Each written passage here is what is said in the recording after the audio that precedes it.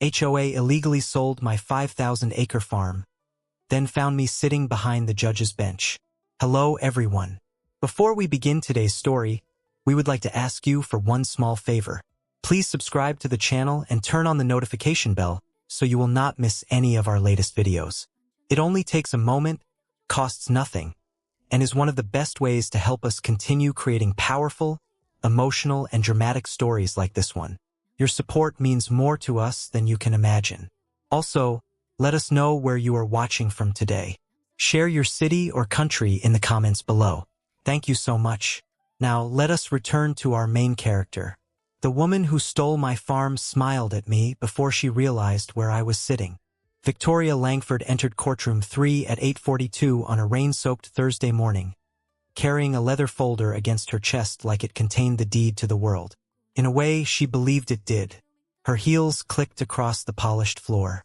Bradley Warren followed 2 steps behind, adjusting the silver cuff links he wore whenever cameras were present. Their attorney came last, dragging a rolling case packed with forged liens, false notices, and enough manufactured paperwork to bury an honest man beneath his own land. The courtroom smelled of old wood, wet wool, and coffee that had been burning since dawn. Rain whispered against the tall windows. Somewhere beyond the closed doors, reporters shifted beneath fluorescent lights, waiting for the HOA president who had promised them the largest private development deal in county history. Victoria looked toward the judge's bench. Then she saw me. I stood in the narrow passage behind it, wearing a black judicial robe and speaking quietly with Judge Margaret Ellis, the independent federal judge assigned to the emergency hearing. Victoria stopped walking. For half a second, her face emptied. The confident smile vanished. Her fingers tightened around the leather folder until the edges bent inward. Bradley nearly walked into her back. I did not wave. I did not smile. I simply held her gaze. My name is Nathan Cole. For most people in Bellwether County, I was the quiet owner of Cole Ridge Farm, a man who drove an old Ford pickup, repaired his own fences, and bought coffee from the same gas station every Monday morning. Few of them knew that I spent the rest of my week serving as a federal judge 80 miles away. Victoria certainly did not. To her, I was just another aging landowner standing between Willow Crest Estates and 5,000 acres of profitable Texas soil. Cole Ridge Farm had been in my family for 4 generations. My great-grandfather cleared the first pasture with a mule team and a rusted plow. My grandfather dug the western well by hand. My father taught me to mend barbed wire before I was strong enough to pull it tight. That land held more than cattle and wheat. It held the smell of cedar smoke from winter branding fires, the metallic taste of well water in July, the low groan of wind moving through the north ridge before a storm. It held my father's ashes beneath an old live oak overlooking the reservoir. 3 months earlier, Victoria had sold every acre of it. She used fake HOA liens, a fabricated foreclosure, and a deed carrying a signature that looked almost exactly like mine. Then she sold the property to Bradley's development company for less than 1/3 of its value. They planned to replace the wheat fields with luxury homes, a golf course, and an artificial lake. They had already cut my gate chain. They had already drained the southern pond. They had already painted a red demolition mark across my father's oak. And now Victoria had come to court seeking an emergency order that would make the transfer nearly impossible to reverse. She thought the hearing was her final step. She thought I was there to lose. Judge Ellis glanced toward me. "Are you ready to testify, Judge Cole?" The words carried farther than she intended. Victoria heard them. So did Bradley. His briefcase slipped from his hand and struck the floor with a hollow crack. Victoria turned toward her attorney. Her mouth moved, but no words came out. For the first time since this began, she looked less like an HOA president and more like a burglar who had turned on the light inside the wrong house. The courtroom deputy opened the doors. "All rise." Chairs scraped backward as Judge Ellis walked toward the bench. I moved to the witness table, carrying a sealed evidence binder that contained bank transfers, security footage, falsified county records, and the imprint of a notary seal belonging to a man who had been dead for 9 months. Victoria watched every step. What she did not know was that Cole Ridge Farm was only the beginning. The same forged seal appeared on 12 other stolen properties. And by walking into that courtroom, she had brought the entire conspiracy with her. 3 months before Victoria saw me in that courtroom, Coal Ridge Farm still woke the same way it had for generations. The irrigation pumps started before sunrise. Cattle shifted behind the western fence. Wind moved through the wheat in long, dark waves while the first light spread across 5,000 acres of black Texas soil.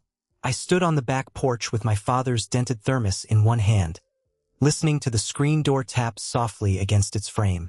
The air smelled of wet cedar, engine oil, and rain trapped somewhere beyond the northern ridge. That farm had survived droughts, lawsuits, bank failures, and 2 world wars.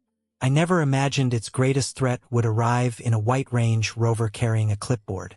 Victoria Langford appeared at 7:15 that morning. Her tires crushed the gravel slowly, as if even the road belonged to her. She stepped out wearing cream slacks, polished boots, and a pale blue blouse untouched by dust. Her blonde hair sat perfectly above a smile that looked friendly from a distance and dangerous up close. 2 men followed her. One carried survey equipment. The other held a camera. "Mr. Cole," she called. "We need to discuss your eastern acreage." I stayed beside the porch rail. Victoria had been president of Willow Crest Estates for 4 years. The subdivision sat beyond my southern boundary, a neat collection of stone entrances, identical roofs, and lawns watered even during drought restrictions. Her HOA had no authority over Coal Ridge Farm. She knew that. I knew that. But people like Victoria often confuse confidence with jurisdiction. She unfolded a map across the hood of her vehicle. A thick red line crossed nearly 800 acres of my land. "Willow Crest has approved a future access corridor," she said. "Your property creates a serious obstacle to community expansion.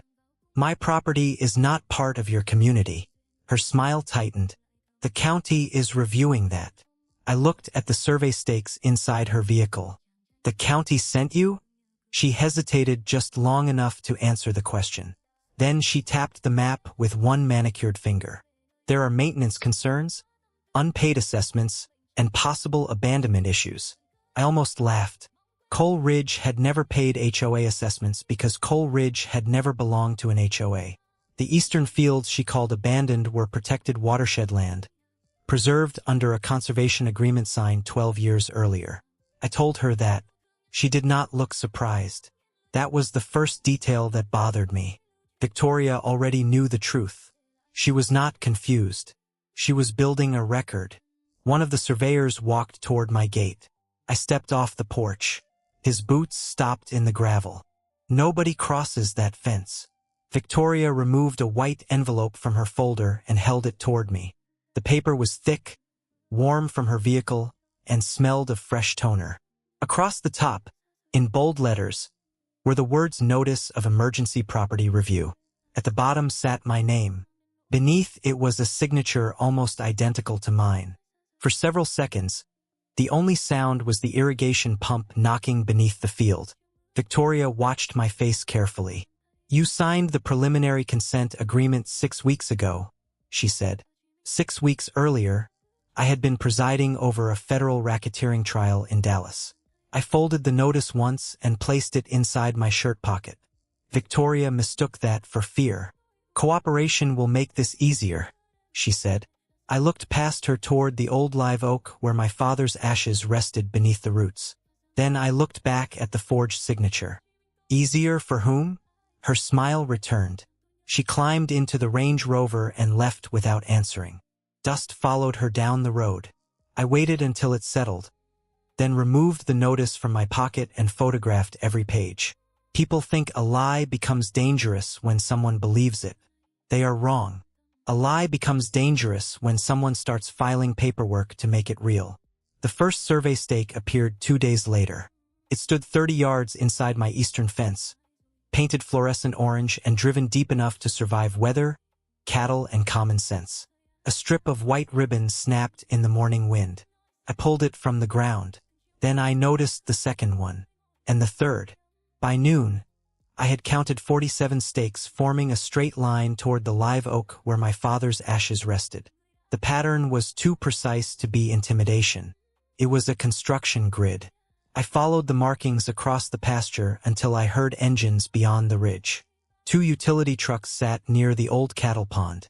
Men in reflective vests were unloading equipment while a drone hovered above them, its electric hum cutting through the cicadas. Victoria stood beside the water with Bradley Warren. I recognized him from the development signs along Highway 16. Warren Communities had built half the luxury subdivisions in 3 counties. Each one advertised with words like exclusive, private, and untouched. Bradley looked exactly like his billboards. Silver hair, white teeth, expensive boots without a trace of mud. He turned as I approached. "You must be Nathan." He said my name with the relaxed confidence of a man who believed introductions came after ownership. "You are trespassing." Bradley smiled and offered his hand. I left it hanging. Victoria stepped between us. "We are conducting an environmental assessment. On my farm. On acreage currently subject to legal review." One of the workers lowered a measuring pole into the pond. Another photographed the spillway my father and I had rebuilt 15 years earlier. Bradley rolled out a site plan across the hood of his truck.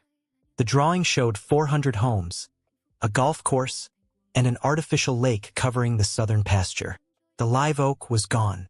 The cattle pond had become a decorative fountain labeled Langford Commons. My father's resting place had been replaced by a parking lot. Bradley tapped the center of the plan. "This project brings nearly $600 million into Bellwether County. It brings nothing onto my land." His expression hardened, though his voice stayed pleasant. "Every property has a price. Not this one." Victoria opened her folder and removed another document. This one claimed Coal Ridge owed the HOA $840,000 in unpaid assessments, penalties, maintenance fees, and legal costs. The charges reached back 7 years. 7 years earlier, Willow Crest had not even touched my boundary. I examined the pages without reacting. Dates had been altered. Parcel numbers were incomplete. My mailing address contained a zip code that had not existed when the earliest notices were supposedly sent. Sloppy mistakes. But the final page was not sloppy. It carried the official stamp of the County Records Office and the signature of Kevin Doyle, Deputy Clerk. That meant someone inside the courthouse was helping them. I folded the document and slipped it beneath my arm. Victoria watched me with a satisfied smile. "You have 10 days to satisfy the lien," she said. "After that, the HOA may exercise its foreclosure rights." "You do not have foreclosure rights. We will let the county decide." Bradley began rolling up the site plan. As he did, a gust of wind lifted one corner and exposed a handwritten note beneath it. Closing date, August 14th. That was 12 days away. They had already scheduled the sale. I looked toward the drone hovering above my pasture, then at the county stamp pressed into the fraudulent lien. Until that moment, Victoria had been an arrogant HOA president. Now she was part of a conspiracy. I took out my phone and photographed every face, vehicle, license plate, and page. Bradley's smile disappeared. Victoria lowered her voice. "You should be careful, Mr. Cole." I met her eyes. So should whoever forged the judge's signature. The bulldozers arrived before sunrise on August 14th. Their engines rolled across Coal Ridge Farm like distant thunder, low and steady enough to shake the glass in my kitchen cabinets. By the time I stepped outside, diesel smoke had already swallowed the clean morning air. 3 machines pushed through the eastern gate. The chain lay in the gravel, cut cleanly in 2.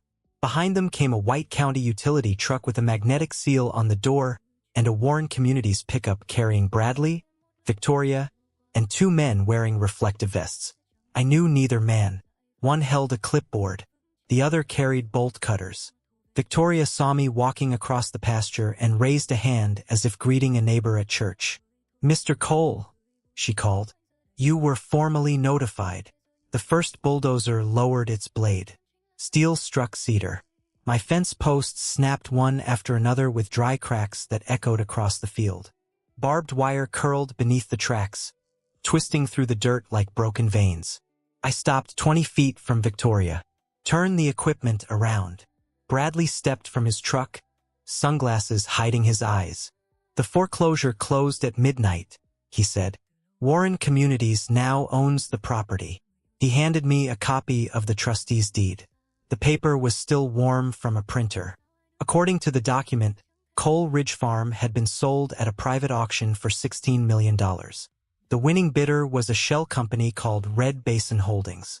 Its registered address matched Bradley's office. My forged signature appeared twice. Kevin Doyle's county stamp appeared 3 times. At the bottom sat a notary seal bearing the name Samuel Pritchard. Samuel had died 9 months earlier.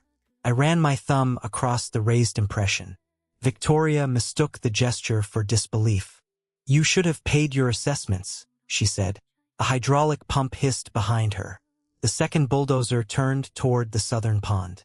I heard the blade bite into the earthen berm my father had built with his own hands.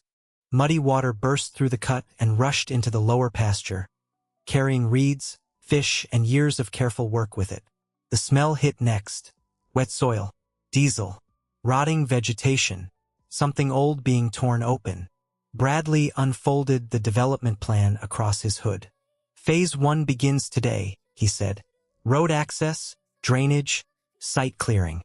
His finger moved across the page toward the live oak. A red demolition circle surrounded the tree. I looked at Victoria. "You marked that oak. It obstructs the main entrance. My father is buried beneath it." For the first time, something flickered behind her smile. Not regret, annoyance. Sentiment does not override development rights. The words settled between us. I could have shouted. I could have stepped in front of the machines. Instead, I lifted my phone and began recording. Victoria crossed her arms. "Do you really think a video will help you?" "No," I zoomed in on the county truck. The magnetic seal had begun peeling away from the door, revealing the black paint underneath. "It will help the people coming after you." Bradley's jaw tightened. The man with the clipboard moved toward me. "Sir, you need to leave the property." I looked at the forged deed again, then at the dead notary's seal, then at the bulldozer carving a path toward my father's oak. I folded the document once and placed it inside my jacket. "Who authorized the county vehicle?" Nobody answered. That silence told me more than the paperwork. I walked back toward my house while chainsaws started behind me. Their teeth screamed through cedar. Water roared from the broken pond. Victoria began directing camera angles for a promotional video. Inside my study, I locked the door and placed the deed beneath a white evidence light. The notary seal carried a commission number. 6 digits. Current. Traceable. I photographed it, opened my secure phone, and called the FBI Public Corruption Squad. A woman answered on the second ring. "Special Agent Rebecca Hayes." "My name is Nathan Cole," I said. "Someone just sold my farm using a dead man's identity." Outside, the first chainsaw reached the live oak. I listened to the engine climb. "And they are not finished yet." For the next 11 days, I let Victoria believe the farm was hers. That was the hardest part. Every morning, I drove past machinery cutting roads through land my family had protected for more than a century. Dump trucks crushed the gravel into gray powder. Survey crews painted numbers across fence posts. Chainsaws stripped cedar from the eastern ridge until the air smelled like sap, gasoline, and fresh wounds. They stopped cutting the live oak only because I obtained a temporary preservation order through an independent state court. I disclosed my position immediately. I signed nothing as a judge. I made no calls from chambers. Every request went through my private attorney, just as it would for any other landowner. Victoria still called the order an abuse of power. She told reporters I was a bitter farmer using political connections to resist progress. Bradley stood beside her during each interview, wearing clean boots while excavators tore mud from my fields behind him. I said nothing publicly. Silence made them careless. Special Agent Rebecca Hayes arrived at Coal Ridge after dark on the 3rd night. She parked inside the equipment barn, where the smell of hay and hydraulic fluid covered the scent of her government sedan. Rebecca was 44, compact, sharp-eyed, and patient in the way only experienced investigators are patient. She laid the forged deed across my workbench beneath a hanging shop light. "The notary commission number is real," she said. "But Samuel Pritchard is dead." "Yes." She pointed to the 6 digits stamped beneath his name. "The number now belongs to Emily Carver." I knew the name. Emily worked as an in-house legal assistant for Warren Communities. That single detail changed the case. The seal was no longer a random forgery purchased online. It connected the dead notary's identity directly to Bradley's company. Rebecca photographed the impression, then examined the fake lien, the foreclosure notice, and the county stamp signed by Kevin Doyle. "How much evidence have you collected?" she asked. I opened the steel cabinet beside the bench. Inside were certified letters, security recordings, vehicle photographs, drone footage, copies of altered parcel records, and every notice Victoria had personally handed me. Rebecca stared at the shelves. "You built a case file." "I built a timeline." She gave the smallest nod. "The FBI subpoenaed bank records the following morning. That was when the farm stopped being the center of the story. Red Basin Holdings had transferred $16 million through accounts in Texas, Nevada, and Delaware. $3 million went to Warren Communities. $800,000 moved into a consulting company registered to Victoria's sister. Another payment went to Kevin Doyle. The final transfer disappeared into an account controlled by County Commissioner Martin Hale. Rebecca called me from a secure line that evening. "This is bigger than one deed." I stood beneath my father's oak, running my fingers over the red demolition circle painted across the bark. "How much bigger?" 12 properties so far. Most belonged to elderly farmers, deployed service members, or families fighting probate cases. Fake liens, false notices, discounted foreclosure sales. The same county stamp appeared on every file. Victoria selected landowners who looked isolated. Bradley purchased the properties through shell companies. Kevin changed the public records. Martin cleared the zoning obstacles. They had built an assembly line for stealing land. My farm was simply their largest order. Rebecca wanted the accounts frozen immediately, but the U.S. attorney needed one final link connecting Victoria directly to the money. 2 days later, Victoria provided it herself. She emailed me an offer to abandon all legal challenges in exchange for a relocation payment. The attached agreement required me to confirm that the foreclosure had been valid. At the bottom, she included wiring instructions. The account belonged to her sister's consulting company. I forwarded the email without replying. Rebecca called 6 minutes later. "We have her." Outside, construction lights burned across the pasture. Victoria thought they marked the beginning of her development. In reality, they illuminated the scene of a federal crime. The search warrants were executed at 5:40 on a Monday morning. I was standing beside the western fence when Rebecca called. Dawn had barely reached the ridge, and fog hung low over the pasture. Somewhere beyond the barn, a generator coughed to life, followed by the grinding roar of another excavator preparing to tear into my land. "They are inside Warren Communities," she said. Her voice was calm. That meant the situation was serious. Federal agents entered Bradley's headquarters, Kevin Doyle's records office, and Commissioner Martin Hale's private consulting firm at the same time. Victoria's home was not searched. Not yet. Rebecca wanted her moving freely. People destroy evidence when they feel cornered. They create evidence when they believe they are still winning. By noon, agents had removed 43 boxes from Bradley's building.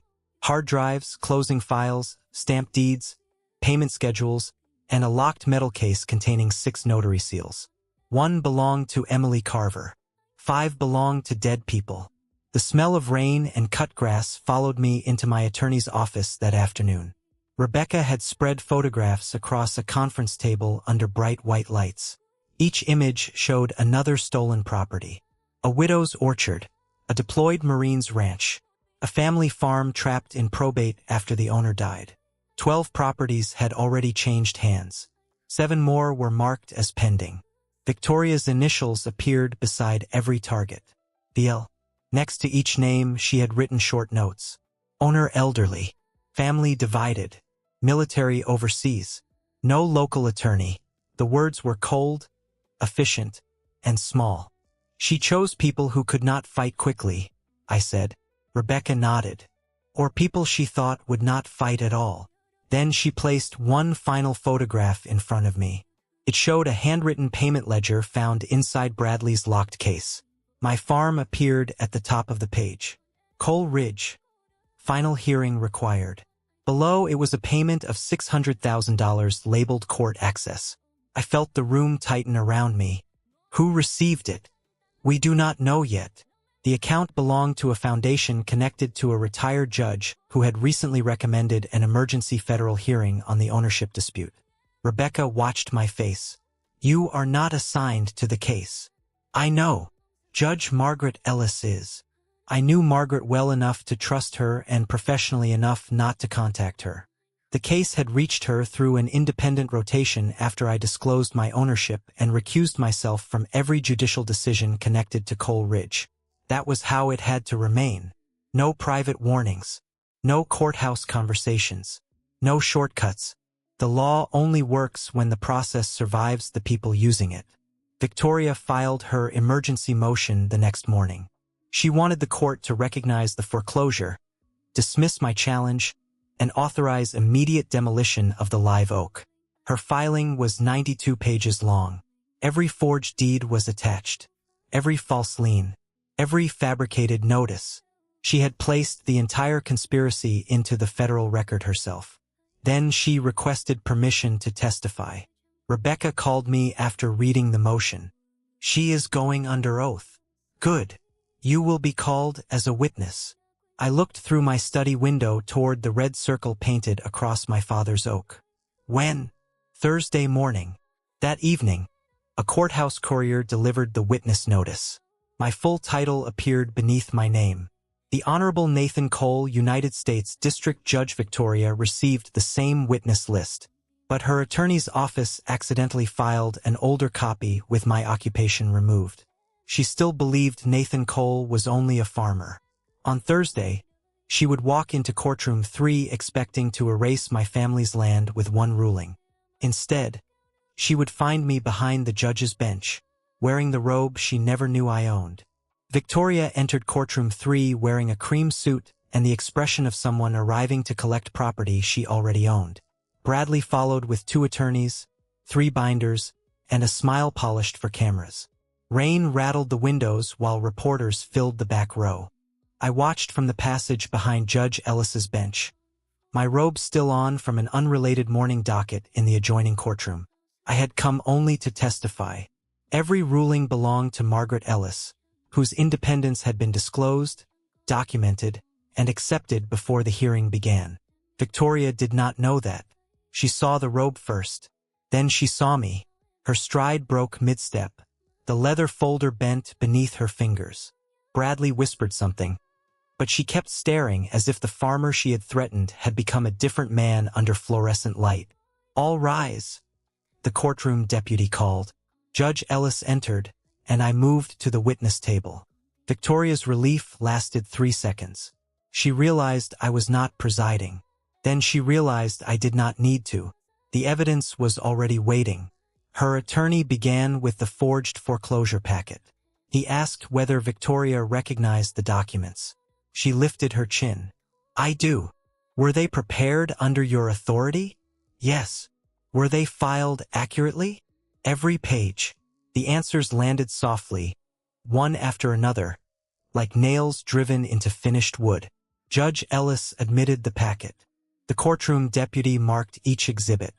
Victoria authenticated the fake lien, the fabricated notices, the trustee's deed, and the signature copied from my federal financial disclosure. Then the assistant United States attorney stood. His first question concerned the account owned by Victoria's sister. Victoria denied knowing it. He displayed her email containing the wiring instructions. Her face tightened.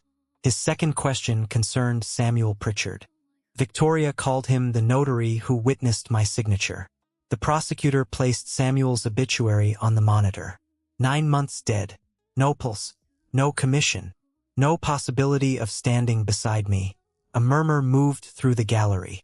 Bradley reached for his phone. A federal agent stepped behind him. Leave it on the table. The prosecutor opened a second file. Bank transfers appeared across the screens. Red Basin Holdings, Warren Communities, Victoria's Consulting Account, Kevin Doyle, Commissioner Hale.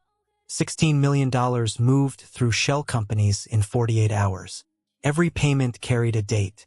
Every date matched an altered county record. Judge Ellis turned toward Victoria. "Do you wish to revise your testimony?" Victoria looked at Bradley. Bradley looked at the doors. Neither looked at me. "This man set us up," she said. Her voice cracked across the microphone.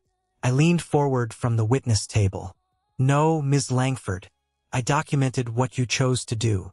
Judge Ellis denied the emergency motion, preserved the farm, froze the disputed accounts, and referred the record for criminal proceedings. Then the rear doors opened. Rebecca Hayes entered with agents carrying warrants. The first handcuff closed around Kevin Doyle's wrist in the hallway. Bradley stopped breathing normally. Victoria stared at my robe, finally understanding she had robbed the wrong witness. The agents did not rush. That made the room feel even smaller. Rebecca Hayes walked down the center aisle carrying a clear evidence folder, while two federal agents moved toward Bradley. Another waited beside Victoria's chair. Their jackets brushed softly against the wooden rail, the only sound beneath the rain striking the courthouse windows. Victoria remained seated. Her hands rested flat on the table, but her fingers trembled against the forged foreclosure packet she had authenticated minutes earlier. Bradley stood halfway. "Sit down, Mr. Warren," Judge Ellis said. He obeyed. The courtroom deputy collected every phone, binder, and briefcase from the defense table. One agent opened Bradley's leather case and found 3 unsigned deeds, a portable hard drive, and a list of rural properties marked with projected acquisition prices. My farm was circled in red. Beside it, someone had written, "Owner isolated. Fast close." I stared at those words. Victoria had mistaken privacy for weakness. She had looked at an old truck, worn boots, and a man who did not advertise his title, then decided nobody important would notice if 5,000 acres disappeared. Rebecca handed the arrest warrants to Judge Ellis. The charges filled 2 pages. Conspiracy, wire fraud, bank fraud, aggravated identity theft, falsification of public records, obstruction, and attempted bribery of a judicial officer. Bradley's face turned gray. Victoria found her voice. "You cannot arrest me for protecting property values." Rebecca looked at her without expression. "You are not being arrested for landscaping decisions." The first cuff closed around Victoria's right wrist with a clean metallic snap. Her shoulders jerked. The second cuff followed. Bradley tried a different approach. He leaned toward his attorneys and began whispering rapidly, offering names, accounts, and explanations before anyone had asked him a question. One of his lawyers stepped away. That frightened him more than the handcuffs. In the hallway, Kevin Doyle had already agreed to cooperate. Commissioner Martin Hale was arrested outside his office 20 minutes later, still carrying the phone he had used to authorize the fraudulent zoning changes. The conspiracy began collapsing before Victoria reached the elevator. Judge Ellis ordered the foreclosure void pending final title review. She preserved Coal Ridge Farm, blocked all demolition activity, and appointed an independent receiver to secure the disputed assets. Every order came from her. I remained at the witness table. That mattered. Justice could not look personal, even when the crime had cut through my family's land. As agents led Victoria past me, she stopped. The expensive perfume was still there, but now it mixed with cold sweat and wet wool. "You let me keep going," she whispered. "I let you keep choosing." Her eyes moved toward my robe. "You think that makes you powerful?" "No," I looked at the forged deed lying beneath the courtroom lights. "The evidence does." She was taken through the side door.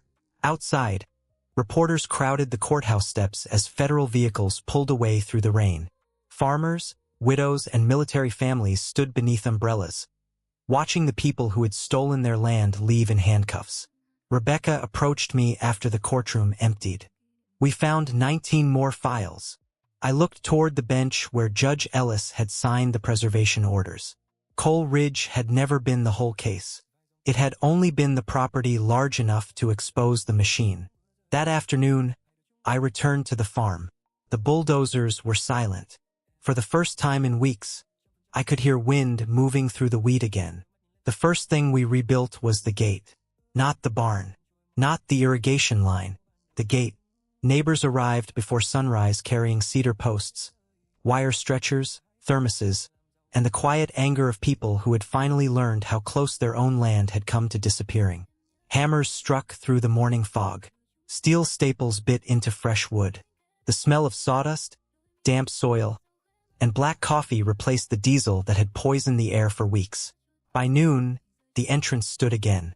Someone found my grandfather's rusted metal sign beneath a pile of construction debris. Coal Ridge Farm. Established 1912. We cleaned it with wire brushes and bolted it to the center rail. The red demolition mark remained across my father's oak. I left it there. Some scars deserve witnesses. The criminal cases lasted 16 months. Kevin Doyle pleaded guilty first and gave prosecutors access to altered county records going back 7 years. Commissioner Martin Hale followed after investigators recovered messages ordering employees to approve zoning changes before ownership transfers were complete. Bradley Warren fought every charge. Men like Bradley believe enough money can turn facts into arguments. It could not erase the dead notaries, the shell companies, or the handwritten list identifying elderly owners, deployed service members, and divided families as easy targets. A federal jury convicted him on 28 counts. Victoria Langford never admitted she had done anything wrong. Even at sentencing, she called herself a community advocate who had been misunderstood. Then the prosecutor displayed photographs of drained ponds, destroyed fences, forged signatures, and families standing beside land they no longer legally owned. The courtroom became still.